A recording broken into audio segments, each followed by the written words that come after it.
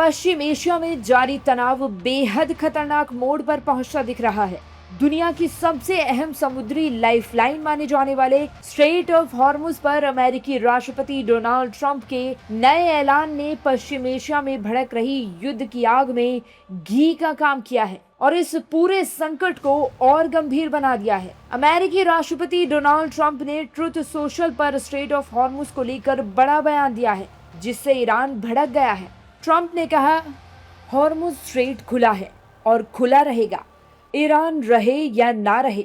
हम ईरानी नाकेबंदी को फिर से लागू कर रहे हैं। इसे यह नाम इसलिए दिया गया है क्योंकि ये केवल ईरान के जहाजों या ग्राहकों के आने जाने को रोकती है। बाकी सभी देश इस जलडमरू मध्य का निष्पक्ष और खुला इस्तेमाल कर सकेंगे।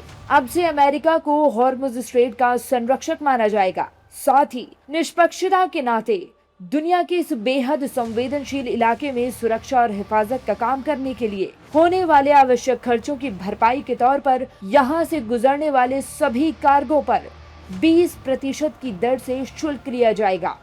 ये प्रक्रिया और व्यवस्था तत्काल प्रभाव से लागू हो जाएगी। ट्रंप के बयान के तुरंत बाद ईरान ने अमेरिका को कड़ी चेतावनी दी।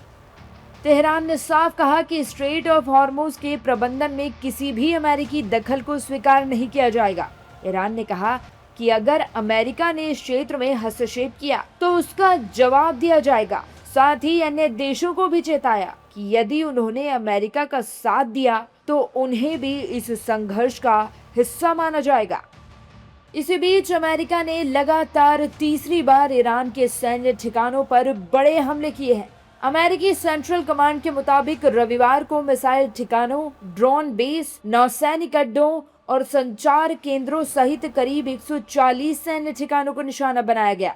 इस हमले के बाद गुस्से में लाल ईरान ने operation eye for an eye launch किया और कुवैत, बहरीन और जॉर्डन में अमेरिकी सैन्य ठिकानों पर मिसाइलों और ड्रोनों की बारिश कर दी। इस बढ़ते तनाव के बीच ब्रिटेन ने भी बड़ा कदम उठाते हुए ईरान के इस्लामिक रिवॉल्यूशनरी गार्ड कॉर्प्स को आतंकवादी संगठन घोषित करने का फैसला किया है। ब्रिटिश सरकार का कहना है कि राष्ट्रीय सुरक्षा को देखते हुए ये निर्णय लिया गया है। वहीं दूसरी ओर मीडिया रिपोर्ट्स के मुताबिक डूम्सडे प्लेन के नाम से मशहूर रूस का विशेष Tu-21 4PU airborne command aircraft Tehran पहुंचा है। रक्षा विशेषज्ञ इसे रूस की ओर से ईरान के लिए एक अहम रणनीतिक संदेश मान रहे हैं। पश्चिम एशिया में गंभीर होता संघर्ष अब भारत समेत पूरी दुनिया की चिंता बढ़ा रहा है। फिलहाल दुनिया की नजर इस पूरे घटनाक्रम पर टिकी है। सबसे बड़ा सवाल यही है कि क्या ये तनाव कूटनीति के जरिए थमेगा या फिर हालात दुनिया को तीसरे विश्व युद्ध की ओर धकेल देंगे।